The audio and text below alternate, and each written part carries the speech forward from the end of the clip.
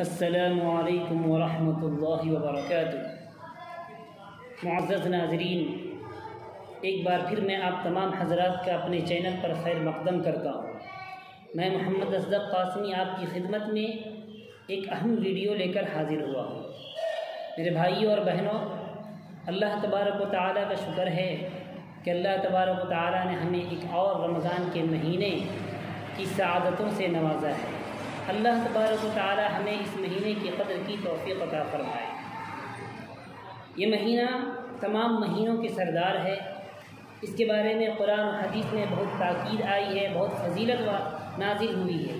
اللہ تبارک و تعالی نے اس مہینے کو برکتوں سے، رحمتوں سے اور اللہ تبارک و تعالی نے اپنے کرم سے اس مہینے کو سجایا ہے۔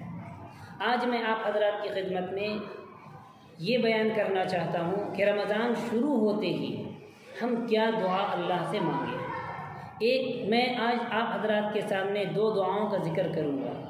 پہلی دعا تو یہ ہے کہ ہم رمضان کا چاند دیکھنے کے بعد کون سی دعا پڑھیں، اور دوسری دعا جو میں آپ حضرات کو بتلاؤں گا اس کی بہت فضیلت آئی ہے اور اس کے بہت فائدے ہیں، جس کو میں ابھی ذکر کروں گا۔ اور وہ دعا بھی حدیث پاک میں خود رسول کریم صلی اللہ علیہ وسلم نے صحابہ کو سکھائی ہے، اس کی تعلیم دی ہے۔ پہلی دعا، جب ہم رمضان المبارک کا چاند دیکھیں، چاند کے اوپر نظر پڑتے ہی ہم جو دعا پڑھیں گے وہ دعا یہ ہے: اللہم اہلہ علینا بالیمن والایمان والسلامت والسلام ربی وربک اللہ۔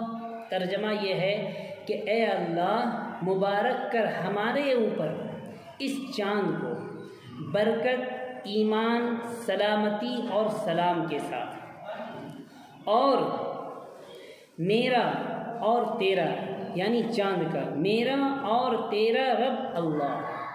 یہ دعا ہے، حدیث پاک میں یہ دعا آئی ہے کہ جب نئے چاند کے اوپر نگاہ پڑے تو اللہ کے رسول صلی اللہ علیہ وسلم نے فرمایا کہ اس دعا کو پڑھے۔ تو رمضان مبارک کے مقدس چاند کے اوپر نظر پڑتے ہی یہ دعا پڑھیں گے۔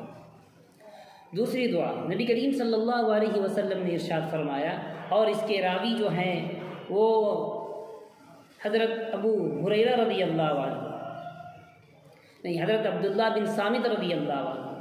حضرت عبداللہ بن صامت رضی اللہ عنہ یہ روایت نقل کرتے ہیں، وہ فرماتے ہیں کہ جب رمضان شروع ہوتا تو اللہ کے رسول صلی اللہ علیہ وسلم ہمیں یہ دعا سکھلاتے، ہمیں اس دعا کی تعلیم دیتے۔ وہ دعا بہت اہم ہے۔ اس دعا کو ذکر کرنے سے پہلے میں یہ کہتا ہوں کہ ایک حدیث میں ہے کہ اللہ کے رسول صلی اللہ علیہ وسلم نے ارشاد فرمایا کہ جس شخص کا رمضان کا مہینہ سلامتی سے گزر جائے، امن و سلامتی کے ساتھ، گناہوں سے سلامتی کے ساتھ، بخیر و عافیت رمضان مبارک کا مہینہ گزر جائے تو اس شخص کے پھر پورے سال سلامتی کے ساتھ گزرتا ہے۔ تو اس سلامتی کو اللہ کے رسول صلی اللہ علیہ وسلم اس دعا میں سکھایا، جس کی روایت جو عبداللہ بن صامت رضی اللہ عنہ کر رہے ہیں۔ عبداللہ بن صامت رضی اللہ عنہ فرماتے ہیں کہ اللہ کے رسول صلی اللہ علیہ وسلم رمضان کے شروع ہوتے ہی ہمیں یہ دعا سکھاتے تھے۔ وہ دعا کیا ہے؟ آپ حضرات توجہ سے سنیں: اللہم سلمنی لرمضان وسلم رمضان لی وسلمہ لی متقبلا۔